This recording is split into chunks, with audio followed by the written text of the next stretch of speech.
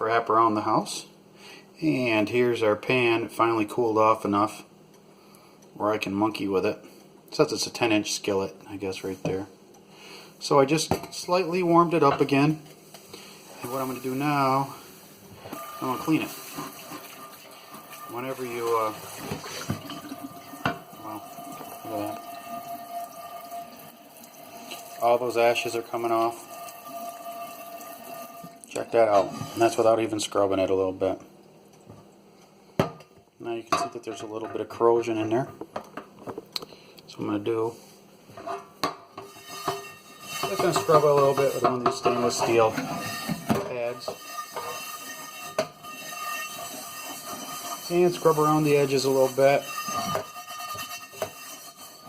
Just like that. I think I've got about 7 minutes, 8 minutes into this pan so far. Doesn't take very long to redo these. And just get all of the, much as you can, the ugliness off it. And flip it over. Do the same thing.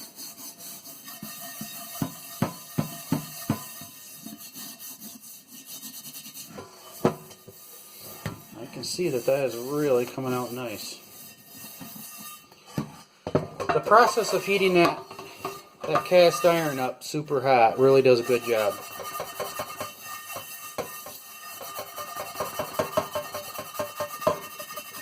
I'm just concentrating on where I see the corrosion, the rust.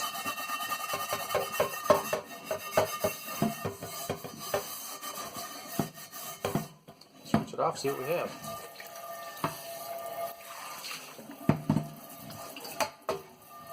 Check that out. Not bad, not terrible. Not terrible. I'm going to do a little bit more scrubbing on this rust.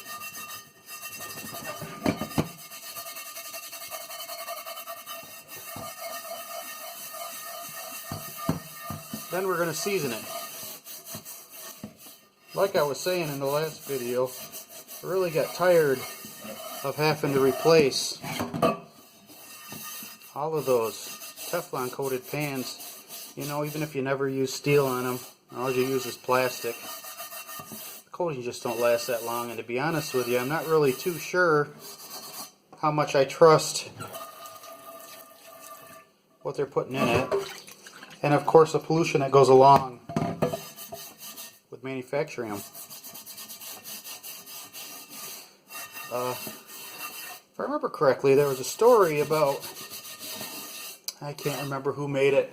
It was Teflon, but it got into, there was a chemical that they were using that got into groundwater and screwed up a whole bunch of people, a whole bunch of groundwater.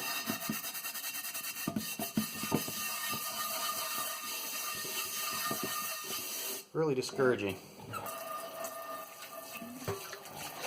I want to say it was Dow, but it might not have been Dow. I can't remember.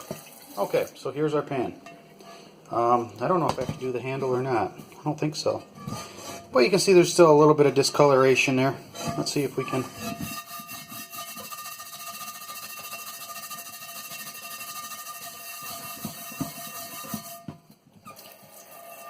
Yeah, I took care of it. That's not bad. And the inside's really good too. So I think what we're going to do is move it to the stove. And let's see what we can do with the stove. I'm going to turn it on. I'll bring you guys over. Let me rinse off my hands. Dry off my hands.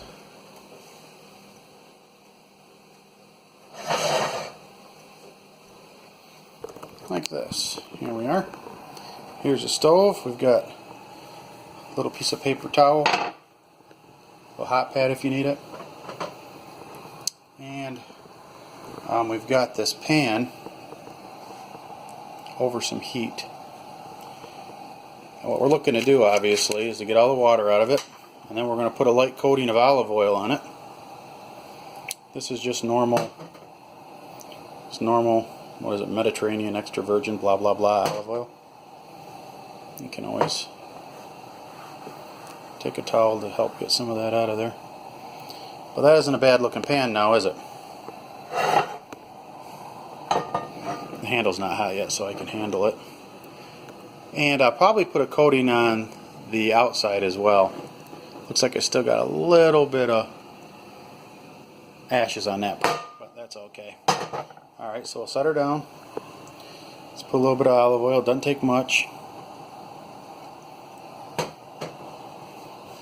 And what I do is I get it hot to the point of smoking.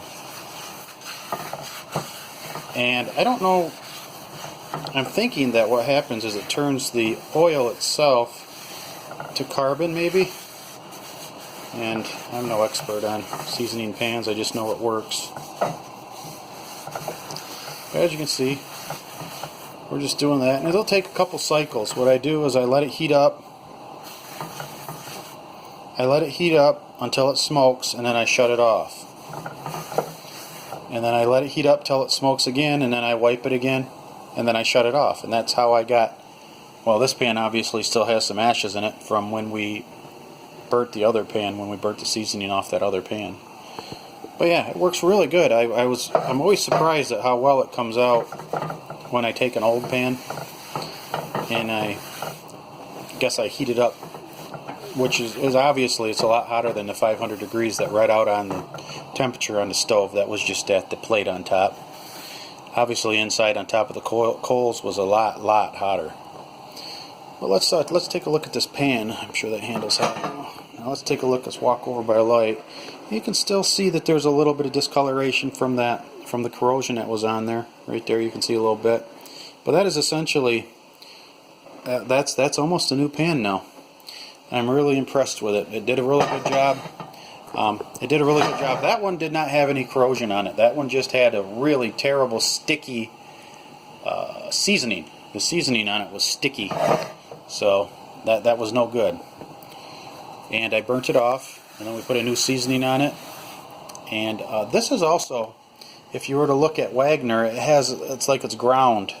This isn't ground. This is really rough. If you were here, you could see that the actual finish on it is rough, and it really makes the seasoning stick nice and everything, but it's a rougher finish.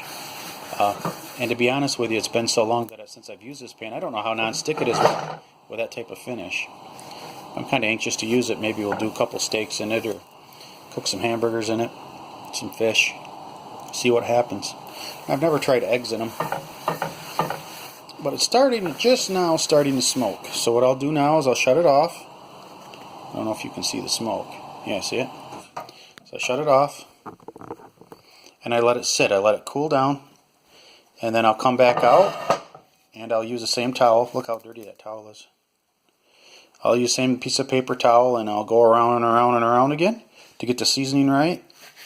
And I usually season the handle right up to there, because the handle gets stinking hot on this too. It's not very long.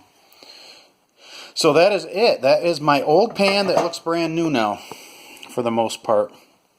And I'll probably flip it over off camera and put a light coating on the outside so that it won't corrode. But that's it. That is how to do it. If you have any questions, put them down underneath here in the comments. And thanks for watching.